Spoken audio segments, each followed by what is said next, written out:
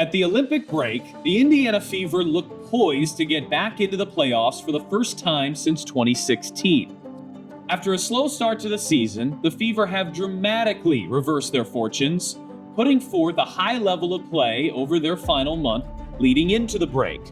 On June 3rd, the Indiana Fever sat in 12th in the WNBA standings. At just 2-9, with a massive spotlight on the franchise, pressure was mounting, and the Fever responded resoundingly, going 9-6 over their final 15 games. So what happened?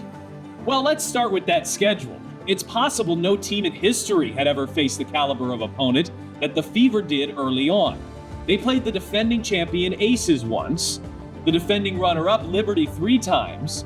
They played 18-6 Connecticut twice, and 17-8 Seattle twice. 8 of their first 13 games were on the road, and they played their first 11 games in 20 days, something nearly unprecedented in WNBA history. Simply put, the Fever were a better team than their record showed, but their opponents early on were a combined 171 and 98, so that wasn't always evident by the record.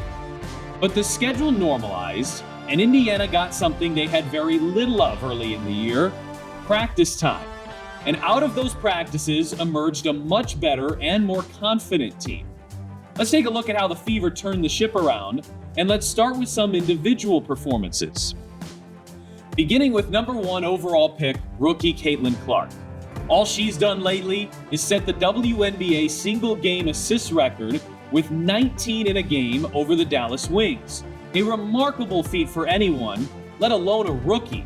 In her last 12 games, she's averaging video game-like numbers: 19 points per game, 11 assists, 7 rebounds per game. In fact, after A'ja Wilson, you can make an extremely compelling case that over the final month of the pre-Olympic break slate, Caitlyn Clark was the second best player in the entire league. In the national TV spotlight against the number 1 New York Liberty, she shined brightly, becoming the first rookie in WNBA history to record a triple-double, and helped the Fever make a dramatic late-game comeback to stun the Liberty.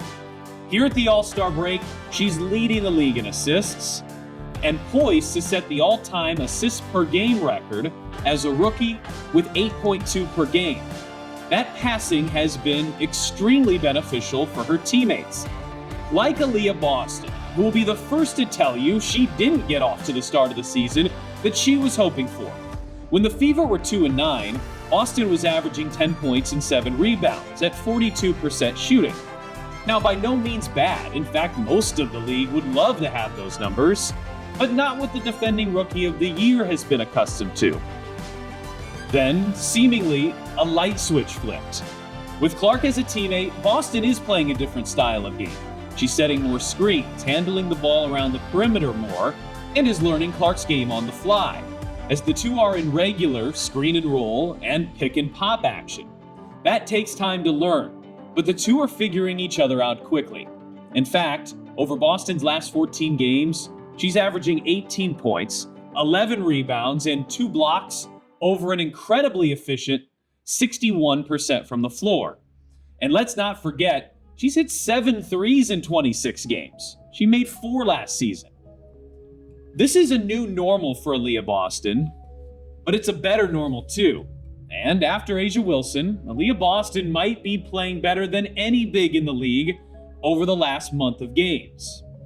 Which brings us to Kelsey Mitchell, who has been as durable as any player in the WNBA during her time. So entering the season coming off the bench as she worked her way back from injury, that was a new non-welcomed normal. And as almost anyone who didn't get training camp might, it took her a bit to get into peak form.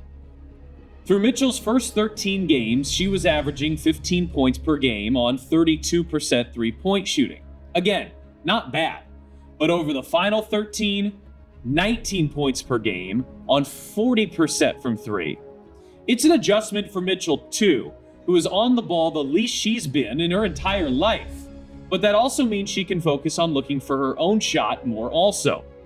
Mitchell lately has found herself open more than she has at any time in her WNBA career, and is cashing in on those looks, including what may have been the biggest shot of the entire season, that game-tying three late in that dramatic comeback win over the Liberty.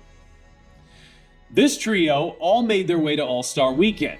For just the second time in franchise history, the Fever had 3 All-Stars. As a team, the Fever have gone from bottom of the standings to firmly in a playoff spot, from 12th to 7th. The biggest reason why? Well, their offense is taken off. At 2-9, the Fever ranked just 11th offensively, but over their 9-6 finish, they were the 3rd best offensive team in the league, behind only number 1 New York and the defending champion Las Vegas Aces. The Fever went from scoring 77 points per game to 85 points per game, and they're shooting 47% from the floor over that time, the best mark in the entire WNBA. But it's not just been the flashy work that the Fever have improved upon.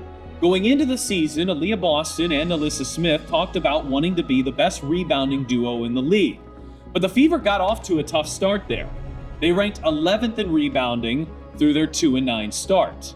Since, they've ranked 3rd, a dramatic improvement, and Boston and Smith have been the primary reasons. Boston is averaging 11 rebounds per game over that time, Smith averaging 8 rebounds per game during that window, which has helped get more possessions for that lethal offense. Now, Christy Sides has made her message clear that she's thrilled with the improvement, but the Fever haven't arrived either. Their focus in this midi training camp over the course of the Olympic break is on defense. The Fever ranked 11th during their 2-9 start. They were 9th when they went 9-6. Improvement, but Sides says they need to see more of it. The Fever will have work to do to make the playoffs, but they sit in a great spot. They're in 7th. The top 8 teams make the playoffs. The Fever currently have a 3-game lead on 9th place Atlanta, and they've done a terrific job of beating the teams around them. The Fever currently have the tiebreak over 6th place Phoenix, 8th place Chicago, and 9th place Atlanta, and they've done that while playing 15 road games, more than any team in the league. Gainbridge Fieldhouse is going to play a massive role in Indiana's playoff chase down the stretch. 60% of the Fever's post-All-Star break games are at home, a higher percentage than any team in the league, including a massive 6-game homestand from September 4th to September 15th.